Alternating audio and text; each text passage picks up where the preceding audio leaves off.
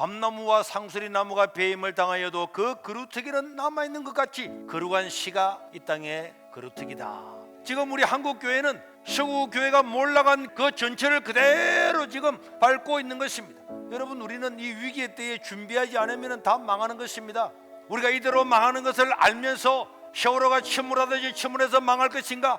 우리는 결코 그럴 수가 없는 것입니다. 우리는 상수리나무, 밤나무가 다 배임을 당하여서 아무 희망이 없는 것처럼 보이지만은 여기서 새로운 줄기가 나와서 새로운 나라를 형성하고 새로운 민족을 만들고 복음 전하는 나라가 된 것처럼 우리 세계로 교회가 한마음이 되어서 믿음으로 나가면은 아무리 어려움이 와도 우리는 새로운 시대의 빛을 비추고 길을 제시하는 교회가 될 줄로 믿습니다. 하나님께서 제 마음에 강력한 마음을 주었습니다. 감동을 주셨습니다.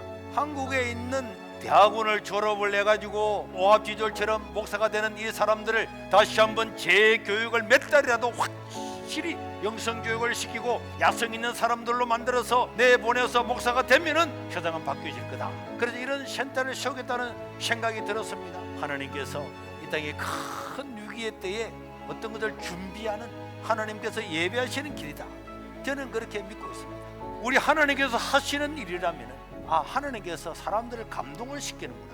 전혀 계획을 하지 않았지만 하나님께서 감동된 사람들, 감동을 주셔서 저는 이 일을 했습니다.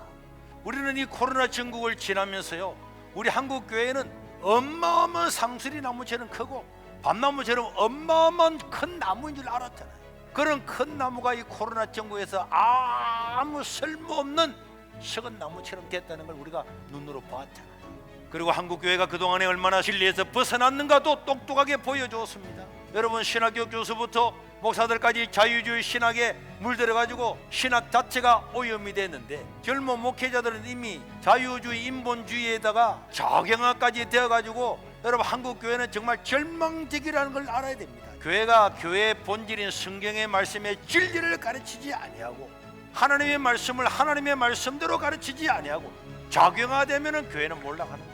사무엘이 선지 학교를 세워서 그 어려운 시대에 나라를 살리는 선지자들을 길러내고 엘리야와 엘리사가 선지자 생도들을 길러내어서 나라가 엉망이 되고 죄밖에 짓지 않는 나라가 되었음에도 불구하고 시시때때로 선지자들이 나타나서 왕을 책망하고 제사장을 책망하고 정치가들을 책망하고 하나님 말씀이 그대로 살아서 나중에 새로운 민족을 이루었던 것처럼 우리는 이 가족비전 센터를 통해서 이 일을 하고자 하는데, 첫째로는 성경적인 신앙관을 똑바로 확립을 해야 됩니다. 가장 큰 문제가 자유주의 신학, 인본주의 신학이 가장 큰 문제입니다. 여러분, WCC 보세요. WCC는요 종교 혼합주의입니다. WCC를 한국의 대형교회들이 전부 다 수용하고 인정을 다 했잖아요. 예수 그리스도만 우리의 유일한 구원자다, 이게 아니고 불교를 믿든 천주교를 믿든 성공회를 믿든 다른 미신을 믿든 전통 종교를 믿든 다 하나 가자, 이 가능합니까? 그리고 우리나라에 NCGK라고 했어요. 한국 기독교 교회 협의회라고 있거든요. 그런데 이 사람들은요 정치적으로는 좌편향적이고 진보 정권의 앞잡이 노릇을 하고 있습니다.